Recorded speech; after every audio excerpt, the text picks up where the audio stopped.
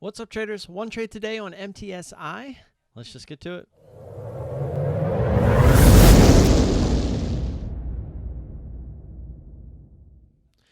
All right, traders. So as you can see on my chart, this was not a good trade.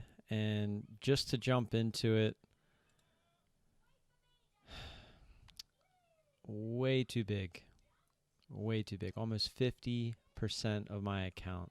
Pretty much 50% of my account after commissions. I think it was $1,059.13. Ouch. I'm not going to do the live video. For some reason, there's a lot of demand for me to go through and edit this. I just don't feel like it. But there was a lot of mistakes, which I'm going to cover. But at the same time, there was just bad execution. It's really what it comes down to. But the gist of this trade is it was a black swan of sorts, as she never really pulled back. She gave us like one pullback here. But other than that, she never really gave us a good pullback. She just kind of climbed and now it's just hovering around up there. So, but we had our intense move with volume here at the beginning. We actually got in 200 shares here, and we added here. Now, just so you know, I literally just changed a setting yesterday, and what it is if I place an order at 200, once I place that order, this goes back to the default shares that I have set, which is 300. So I didn't used to have it that way. So if it would be 200, it would just stay at 200. So out of habit, I didn't look at this again before hitting the button the second time. Well, the second time, it ended up being the 300 add, which, as you can see down at the bottom there, well, this says 100, but I know it's 300. Hold on. Yeah, see, 934, 38 seconds. So 198, 2, and 100. So 300 shares total. It just shows the 100. I guess maybe it was split up into the three orders there. So now we're in 500 shares. And we actually got this flush right away. And it was right at the 1450 mark. And we were really just looking for that 50 to break real quick. And it actually came down on the ask to 55. I want to say our average at this point, I mean, I can somewhat tell you, 1459.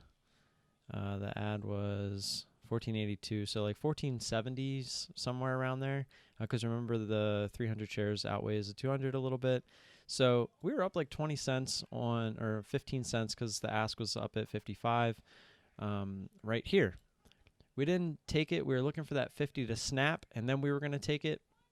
We were at least going to take half, if not more than half, probably the 75%. But I wasn't really just thinking, I was just waiting for that 50 to pop. Well, she didn't break 50, and she pretty much shot right back up. Well, during this, I actually tried to make my final ad, my third ad. And what happened is, apparently, because I wasn't over that 2,500 hump yet, I was still only 4-to-1 on leverage, and I couldn't add. So right when that happened, I was like, crap. So I actually cut half my shares right here. This is what this green arrow is. So now I was at 250 shares. Well, it stalled out, and it looked like she was done. So I was like, well, crap. I'm going to get those 250 shares back, which was essentially at the same price, I think. Yeah. I got out the half at 15.19 and then got back in at 15.18. And, I mean, she kind of gave us this flush, and I probably should have took those all. But the thing is, she came back down to 15, but I don't think the ask ever really came down under 15.10. So, you know, I was looking for that 10 cents or whatever. Again, this is a lot of greed is what made this trade, you know, go against me the way that it did. But anyways, she starts going back against me. Again, as you can see, she just kind of levels out here. You know, again, we're still just looking for this thing to topple over. And she comes against me, and I literally hit the buy button like right as I saw this thing going over the high of day, which was 43, because I figured if she goes up towards 50, she's going to break 50. And again, keep in mind, the spread was like 10 cents on this, if not more than 10 cents the whole time, which kind of sucked because it wasn't when we first got in. That's what it turned into. So we covered half our shares, which we probably should have just covered everything right there. And obviously, in hindsight, that would have been nice. But in my head, I was thinking we're going to cover half, we're going to fight this thing, and we're going to wait for that nice drop down. And so we end up feeling what we thought the top was again. It wasn't the top, obviously. She decided to go like right after we hit it. And we were kind of waiting. And obviously we couldn't add because of the buying power. And on this dip right here, we could have got out at least the half shares. But again, we were looking for that 1550 break at this point. Now we went from the 1450 up to 1550 now. That just goes to show you how bad this is. And sure enough, the ask was at like 1560 or whatever, and we're just waiting for it to bust through, and it just doesn't. So again, we cut half at high a day.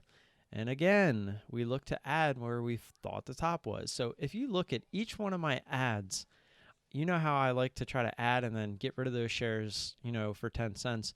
Well, I was getting these ads and it was going up 10, 20 cents on me. And it was just bad. And every time I would, hit the bid too, like it would flush a little bit, so I would get bad fills, like 5 cents below where I thought I was hitting it. I mean, everything was going against me. And at this point, we're here, we get the ad, and sure enough, she goes against me. And then look at where she kind of teeter-totters, or consolidates right at the the ad point there. Sure enough, I cut it again when she goes high a day, half shares. And at this point, I was like, okay, I'm not going to try to guess anymore because I did it twice.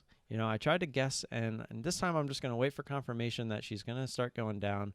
And sure enough, she came back under that high day break. I'm like, okay, this could be the fake out. And so I jump in. She literally, right as I hit it, jumps right back up. And yeah, people can say trade line, whatever. But I was obviously looking for this thing to finally correct. She didn't want to do it. If you notice her dips are not really, this was the only dip. All of these are just up and consolidate sideways, up and consolidate sideways. And then this one kind of dipped a little, but then consolidated sideways, up and then consolidated sideways. And now she's literally just going sideways. But anyways, I got in here looking for this thing to come back down, just trying to get the max shares to try to make some of this back. Try to get back down to where our original max loss of $200, again, if we would have cut it here when we realized, the buying power wasn't there and all that good stuff, it would have been like $300. And obviously in hindsight, that would have been a lot better.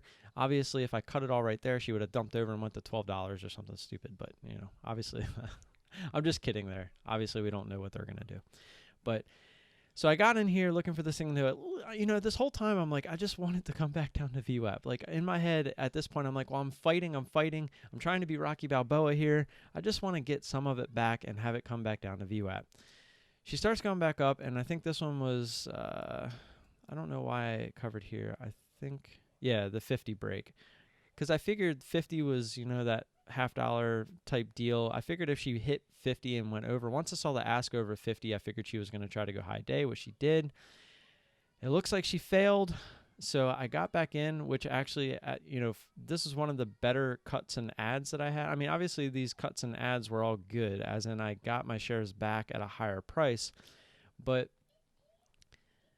it just wasn't working. And I think this was the one time, 1638, I remember this was kind of coming down, never gave me the 10 cents. And it felt like she was kind of doing the same thing again. I didn't want her to run against me again, so I just got out those shares. I was back to 250. She consolidates. These are 2-minute candles. It just felt like, okay, maybe she was done. So I'm trying to read the chart here. What's wrong? It's okay. Let me finish the video real quick, bud. So she's coming sideways, and I'm trying to read the chart. Looks like she's finally ready to topple over, so I get back in those shares. And sure enough, she just goes sideways. And at this point, I'm done. I'm saying, I'm just going to set a stop at high a day, which I did for all 500 shares at this point once I got back in those 250. And if it hits it, it hits it, and I'm done. And sure enough, that's exactly what she did. And she ended up going up even a little bit higher.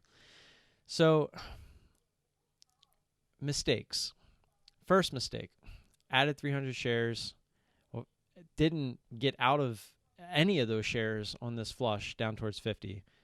I should have at least been taken off those top shares, or at least half or more than half right there on that flush. So biggest mistake right there, because I probably cut the remaining shares at my entry point. and I'm in a smaller green trade.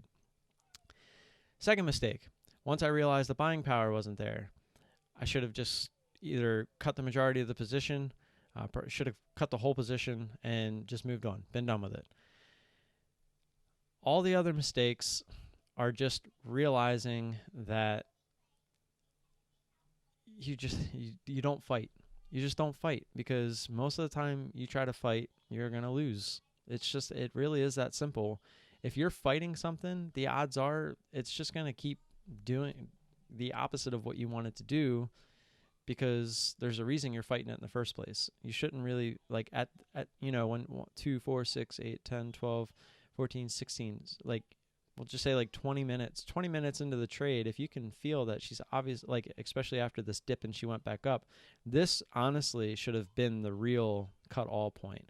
Once she made this dip and she just wasn't interested in coming back down, I mean, this should have been where I cut it all, but instead I decided. So that could be mistake number 3. I mean, just tons of mistakes in here, guys. Just trying to predict as well. When the volume really kind of died off at that point and it was just kind of climbing, trying to predict the tops there, it wasn't happening, and the spread just kind of kept you from being able to really do my strategy to its fullest when trying to fight these. And it hurts. It stings. I'm trying to keep a positive mind. I'm trying to, as the guys would say, pay my tuition on this one and move forward, which I very much well hope to do. And I'm really just going to leave it at that. Don't do this. I mean, you're going to trade stocks that don't do what you want it to do. So stop trying to make it do what you want it to do, because you're never going to. And this just was a bad trade. I'm going to leave it at that. It's hard to say like and subscribe, after watching a trade like this, but this is as much as transparent as I can get. And, I was showing you guys how confident I was getting. I was getting this nice little upward trend. Look at it now. It put me right back where I belong, per se. I don't feel like I belong down there, but the market decided to humble me when it realized I was getting a little too confident. And so I'm gonna take my medicine and I'm gonna move on, and we're gonna try to just move forward on this. We're gonna realize that greed got us. That was, I think, our number one fault here, was we wanted more than the market wanted to give us. And we ended up giving the market back not only that little bit that we could have had, but a lot more. Our max also set to 200. We hit 1,000 today. So not happy about that. 50% of the account just poof. And that's that. So I will see you guys tomorrow. Peace.